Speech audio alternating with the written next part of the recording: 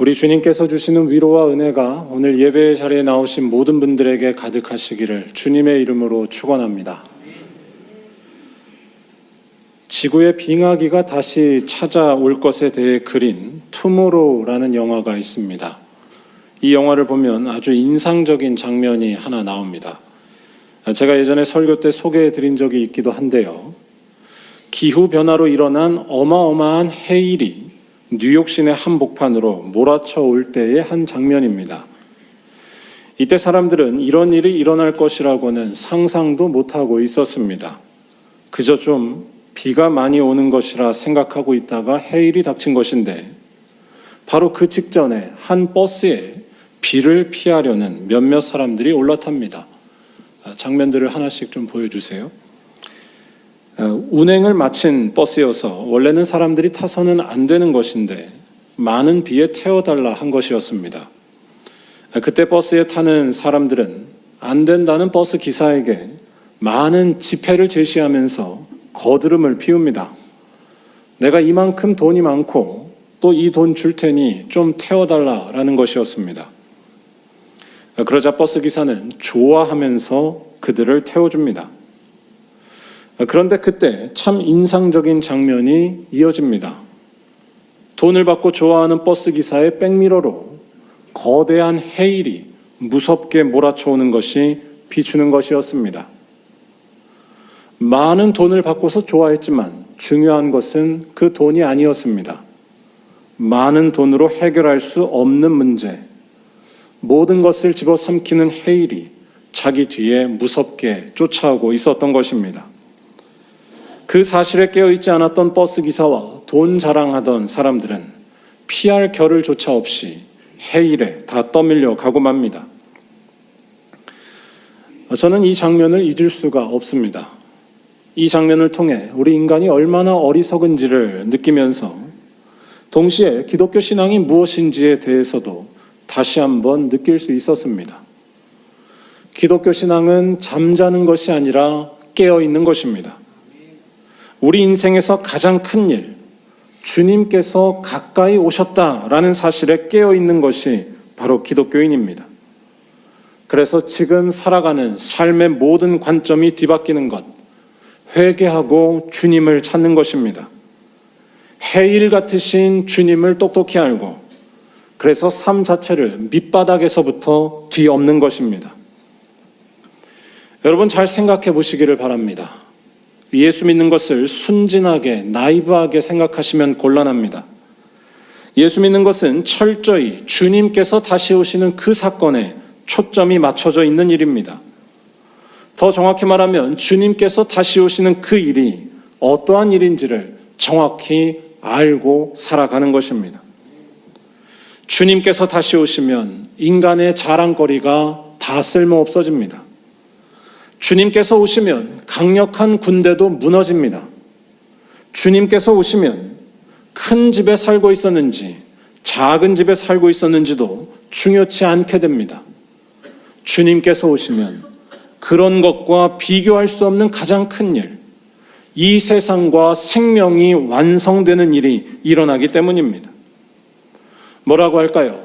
환한 태양이 솟으면 촛불이나 전등이 아무런 필요가 없고 아예 보이지도 않게 되는 것과 비슷합니다. 그리고 이러한 사실에 생생히 깨어있는 것, 그래서 살아가던 삶의 목적과 방향, 모든 것이 뒤바뀌는 것이 바로 예수 믿는 것입니다. 주님께서 오신다는 그 사실 앞에 내가 그동안 목숨 걸고 붙잡고 있던 것들이 다 작아지고 마는 것입니다.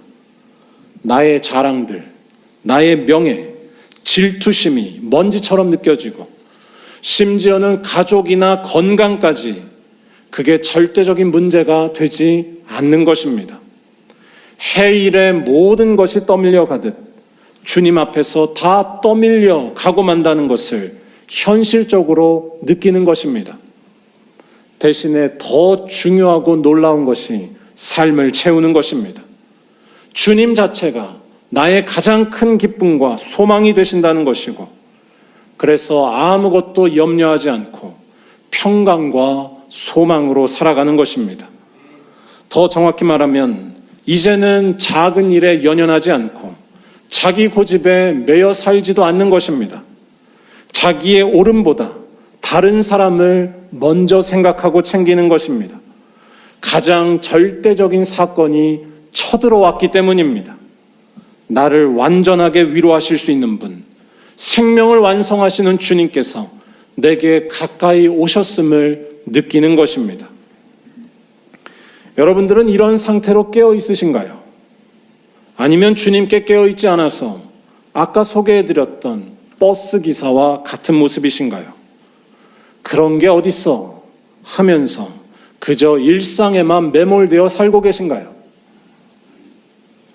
오늘 말씀은 사도 바울이 기뻐하라 라는 말씀을 반복해서 하는 말씀입니다.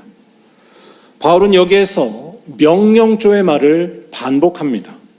기뻐하라 라는 말을 반복하고 너희 관용을 모든 사람에게 알게 하라 라고도 말합니다. 또한 아무것도 염려하지 말고 모든 일을 감사함으로 하나님께 아뢰라 라고도 말합니다. 이렇게 명령조의 말을 반복한다는 것이 듣기에 따라서는 참 거슬러 보일 수도 있습니다. 그런데 바울이 이런 말을 하고 있다는 것은 거꾸로 바울의 내면 상태가 어떠한지를 잘 드러내줍니다. 이러한 말을 하지 않을 수 없는 그 무언가가 그의 내면에 강렬하게 불타오르고 있었다는 것입니다. 바로 주님이 누구신지 아는 것에서 오는 벅찬 기쁨과 소망이, 그리고 그 주님께서 가까이 오셨다는 놀라운 사실이었습니다. 일단 바울은 기뻐할 것을 강조합니다. 4절 말씀에서 강조하는데요. 여기서 잘 봐야 할 것은 바울이 지금 항상 기뻐할 것을 강조한다는 것입니다. 여러분들은 항상 기뻐할 수 있으신가요? 일단 기뻐하라 라고 이렇게 명령한다고 해서 사람이 자동적으로 기뻐해지지 않습니다. 바울의 이 말을 오해하면 웃으면서 삽시다 같은 후나조의 말로 이해하게 되고 맙니다. 이 말씀은 그런 것이 아닙니다. 이 말씀은 근원적이고 질적인 변화를 가리킵니다. 마치 어두컴컴한 동굴에서만 평생을 살던 사람이 어느 날 환한 동굴 밖으로 나가 살게 됐을 때와 비슷합니다. 기존에 당연했던 세계관이 다 무너지고 새로운 현실로 들어가 살게 되는 것입니다. 즉 주님께만 생명이 있음을 보게 된 것입니다. 그동안 내가 생명이라 여겼던 것들, 자랑이라 믿고 있던 것들이 다 쓸모 없어지는 일을 겪고 놀라우신 주님 때문에 나에게 반드시 빛이 있음을, 안전과 위로가 있음을 몸으로 느끼는 것입니다. 나의 형편과 사정과는 상관없이 쳐들어오는 이 사태 때문에 모든 것이 바뀌어버린 것입니다. 그래서 어쩌다 기뻐하는 것도 아니고 또는 기뻐하다가 눈과 비가 오면 멈추는 것도 아니고 항상 기뻐하는 것입니다. 여러분 잘 생각해 보시기 바랍니다. 우리가 보통 찾는 기쁨은 삶의 특정한 조건에 기반할 때가 참 많습니다. 기뻐할 만한 일들, 출세하고 인정받고 자녀가 좋은 대학에 들어가는 일 등등이 기쁨의 전제 조건이 되는 것입니다. 저는 여러분들에게 이런 일들이 많이 일어나기를 바랍니다. 그런데 잊지 말아야 할 것은 기독교가 말하는 기쁨을 어떤 삶의 조건을 갖추는 것과 동일하게 여겨서는 안 된다는 것입니다. 그러한 일들은 일어날 수도 있고 일어나지 않을 수도 있습니다. 모두가 좋은 대학에 가는 것도 아니고 모두의 인생에 늘 성공만 있는 것도 아닙니다. 아무리 노력해도 불운한 일이 터져서 실패할 수도 있고 원치 않던 아픔이나 사고가 찾아올 수도 있습니다. 가급적이면 이런 일들을 피하면 참 좋겠지만 그게 꼭 그렇지만은 않다는 것이 우리가 날마다 경험하는 분명한 삶의 현실입니다. 그래서 어떤 사람들은 이런 현실을 잠시 잊어보는 것을 행복과 기쁨이라고 생각하기도 합니다. 특히 신앙을 가지고서 그렇게 현실을 잊어보려는 경우가 있습니다. 어떤 특별한 체험을 하고 특별한 은사를 받았을 때 그때의 흥분된 상태로 자신의 현실과 아픔을 잊어보려는 것입니다. 그런데 이러한 일은 말 그대로 잊어보려는 것이지 실제 기쁨을 누리는 것은 아닙니다. 이건 이성과 상식을 마비시키는 것이고 여전히 삶의 조건에서 벗어나지 못한 모습입니다. 약에 취하는 것과 비슷합니다. 바울이 지금 말하고 있었던 기뻐하라는 말은 그런 것이 아니었습니다. 삶의 조건에 기대어 있는 기쁨도 아니고 술에 취한 듯이 잠시 잊을 때의 감정을 말하는 것도 아닙니다. 바울이 말하는 기쁨은 이 모든 것을 뒤집은 새로운 현실, 가장 확실한 현실에서 나오는 것이었습니다. 바로 생명을 완성하시는 분 예수를 알게 된 것입니다. 또한 그가 우리들에게 가까이 오셨다는 사실에 눈을 뜬 것이었습니다. 모든 것 위에 살아계시며 참된 만족과 평안과 소망을 주시는 예수를 알고 그가 나에게 가까이 오심을 알았기 때문에 기뻐한 것입니다. 그래서 이 기쁨은 나의 조건에 상관이 없습니다. 어려운 현실을 피하지 않고도 기쁠 수 있는 것입니다. 기쁨의 이유가 저 밖에 있는 것입니다. 5절 말씀에서 바울이 권하는 말을 잘 보시기 바랍니다. 바울은 너희 관용을 모든 사람에게 알게 하라 라고 말합니다. 너희 관용을 모든 사람에게 알게 하라. 관용이라는 말은 다른 사람에게 너그럽고 친절하고 정중하게 대하는 것을 말합니다. 이러한 태도를 갖고 사는 일이란 말이 쉽지 아주 어렵습니다. 우리 모두를 잘 들여다보면 절대 이렇게 잘 되지 않는다는 것을 알 수 있습니다. 겉으로는 관용하는 척을 할 수 있지만 속까지 그렇게 하기는 참 어렵기 때문입니다. 여러분 왜 그럴까요? 그 이유는 자기 자신을 내려놓을 수가 없기 때문입니다. 다른 말로 하자면 자기가 절대적으로 옳다는 주장에서 벗어나기가 힘듭니다. 그래서 내 말을 듣지 않으면 폭력으로 깔아뭉개려 하고 다른 주장을 차단하려 하기도 합니다. 심할 경우에 나와 같은 생각을 하는 사람에게만 관심을 기울입니다. 그렇지 않으면 불안한 것입니다. 자기만의 성을 높이 쌓는 것입니다. 그런데 그러한 자기만의 성이 무너지는 순간을 경험하는 것이 바로 믿음의 순간입니다. 믿음은 성을 쌓는 것이 아니라 그 성이 무너져 버리는 것입니다. 자기만의 성이 무너지고 내가 절대적으로 붙잡고 있던 것들이 속수무책으로 무너지는 일을 경험하는 것입니다. 거기에 진정한 안전도 없으며 오름도 없으며 생명도 없으며 믿을 만한 것이 되지 못한다는 사실이 눈앞에 다가오는 것입니다. 바로 생명의 주인이신 주님을 만나는 것입니다. 그 주님만이 살아계신 분이고 그가 곧 우리에게 오신다는 사실이 눈에 환하게 들어오는 것입니다. 뭐라고 할까요? 모든 것을 한 줌의 먼지로 만드시고 우리의 인생을 정말로 위로하실 수 있는 분, 우리의 인생을 가장 아름답게 완성하시는 유일한 분이 바로 코앞에 오고 계신다는 것을 깨닫는 것입니다. 정신이 번쩍 나는 것이고 그래서 그동안 그럴듯해 보인다고 믿고 있던 것들, 출세, 권력, 세상에서의 인정 등등이 사실은 별거 아니라는 것을 깨닫게 되는 것입니다. 또한 동시에 세상이 뺏을 수 없는 참된 안식과 위로 속으로 들어가는 것입니다. 주님이 거기에 계시기 때문입니다. 바울이 5절 말씀에서 관용에 대해 힘차게 말했던 것은 바로 이런 사태에 근거한 새로운 삶의 태도를 말하는 것이었습니다. 이 말씀에서의 관용을 나쁜 짓 한 사람들 봐주라거나 또는 다 똑같다라는 식의 무책임한 양비론을 말하는 것으로 생각하시면 안 됩니다. 물렁물렁해지는 것으로 이 말씀을 오해하시면 안 됩니다. 오히려 이 말씀은 반대로 더 건강해지는 것을 말한다고 할 수 있습니다. 더 분명해지는 걸 말한다고 할 수 있습니다. 껍데기는 다 사라지고 알맹이만 남게 되는 것입니다. 정말로 지켜야 할 것, 끝까지 버리지 말아야 할 것은 내가 아니라 주님뿐이라는 것입니다. 그래서 자기 고집은 하나도 아까워하지 않고 다 버릴 수 있다는 것입니다. 주님만이 오르시기 때문입니다. 다른 말로 하면 자기가 옳은 것보다 다른 사람을 먼저 생각하고 챙기는 것입니다.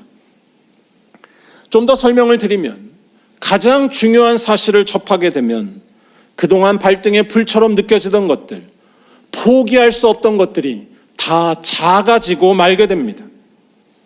여러분 생각해 보시기 바랍니다. 당장 내일 내가 죽는다는 것을 알게 됐을 때 남이 범한 작은 실수나 사소한 것 가지고 성질을 부리며 화를 낼까요? 아까 소개해드린 영화 이야기로 하자면 해일이 몰려오는 사태 앞에 전혀 다르게 살 수밖에 없다는 것입니다. 목숨 걸던 돈이 먼지 같다는 사실을 깨달으면서 돈이 전부가 되지 않는 삶, 돈으로 모든 것을 판단하던 삶에서 자유로워지는 것입니다. 인색해지지 않고 옹졸해지지 않는 것입니다. 5절 말씀에서 주께서 가까우시니라 라는 말씀은 이러한 사실을 더 확실하게 느끼게 해줍니다. 이 말씀은 잘 읽고 또 읽을수록 바울의 떨리는 심정 같은 것을 느끼게 합니다. 주께서 가까우시니라. 우리의 생명을 완성하시는 분, 눈물과 상처를 다 없애시고 더 이상 아무런 두려움도 없게 하시고 우리를 온전케 하시는 그분이 정말로 오신다는 것입니다. 바울은 이때 얼마나 떨리면서 감격스러웠을까요? 그렇지 않고는 오늘 말씀에서처럼 명령조로 남에게 말하기란 쉽지 않을 것입니다. 주께서 가까우시다는 그 떨리는 소망이 확신의 말로 이어졌던 것입니다. 그런데 여기에서 질문을 하나 던져볼 필요가 있습니다. 바울은 어떻게 주께서 가까우시니라 라는 이 확신의 말을 계속해서 할 수 있었던 것일까요? 가까우시니라 라는 이 말은 현재 진행형입니다. 주님께서 오고 계신 그 일이 계속해서 진행 중이고 그걸 지금도 느끼고 있다는 것입니다. 바울은 어떻게 해서 이런 말을 할 수 있었을까요? 그것도 주님의 승천 이후에 재림이 지연되는 듯한 상황 속에서 또한 박해가 점점 심해지던 당시 상황 속에서 어떻게 이런 말을 계속 할 수 있었을까요? 더 정확히 질문하면 주님은 보이지 않고 죽음의 기운만 가득해 보이는 이 세상에서 어떻게 소망의 주님이 가까이 오심을, 그래서 여전히 소망이 있다는 것을 고백할 수 있었을까요? 그 이유는 다른 데 있지 않습니다. 예수의 십자가와 부활 속에서 마지막 날에 이루어질 그 일을 미리 앞당겨 보았고 그 십자가와 부활을 통해 마지막 날 이루어질 하나님의 그 나라가 이미 시작됐다는 것을 깨달았기 때문입니다. 지금 당장 눈에 보이지는 않지만 저 멀리서 모든 것을 무력화시키는 해일이 이미 시작됐으며 다가오고 있는 것을 느낀 것입니다. 깨어 있었던 것입니다. 예수의 사역에서부터 주님의 나라는 이미 시작됐습니다. 눈먼 자가 눈을 뜨고 안진뱅이가 일어서며 더러운 귀신들이 쫓겨나고 배고픈 자들이 잔치를 맛보는 일이 일어났습니다. 하나님의 통치가 그에게서 시작된 것입니다. 그런데 이보다 더 중요한 일은 예수의 죽음과 부활이었습니다. 예수께서 십자가에서 죽으신 것은 사실 대단히 허망하고 또한 실망스러운 일이었습니다. 불의한 권력이 결국에는 승리한 것처럼 보였고 인간의 삶은 이렇게 허망하다는 것을 드러내는 것처럼 보였습니다. 그것도 예수께서는 하나님께 가장 충성한 분이었는데도 아무런 도움이 없는 중에 쓸쓸히 죽으셨기 때문입니다. 하지만 그때에 이 허망한 세상이 갈라지는 일이, 그 공고해 보였던 세상 법칙이 깨지는 일이 일어났습니다. 모두가 예상치 못했던 하나님의 나라가 쳐들어왔습니다. 그 예수께서 죽으신 지 3일 만에 부활하신 것입니다. 아무도 이길 수 없었던 죽음의 권세를 그가 죽이신 것입니다. 죽어도 죽지 않고 좌절했어도 소망이 남아있으며 아프고 상처받았어도 평안하고 건강한 그 놀라운 일이 일어난 것입니다. 즉 인간의 모든 것들을 무력하게 만드는 그 일, 마지막 날 이뤄질 생명의 완성, 해일 같은 하나님의 통치가 예수의 십자가와 부활에서 나타난 것입니다. 그리고 그 일은 예수의 영인 성령에 의해 지금도 계속 진행되고 있으며 앞으로 주님께서 다시 오실 때 완성된다는 것이 우리 기독교의 영원한 믿음이라는 것입니다. 주님께서 다시 오시면 놀라운 부활 생명을 우리 모두가 다 입게 되는 줄로 믿습니다. 하나님의 통치하심이 예수로부터 시작되었고 또한 완성될 것이기 때문입니다. 그리고 바울은 이 사실을 생생히 느끼고 있었기 때문에 오늘 말씀에서 외치지 않을 수 없었던 것입니다. 주께서 가까우시니라. 항상 기뻐하라. 너희 관용을 모든 사람에게 알게 하라.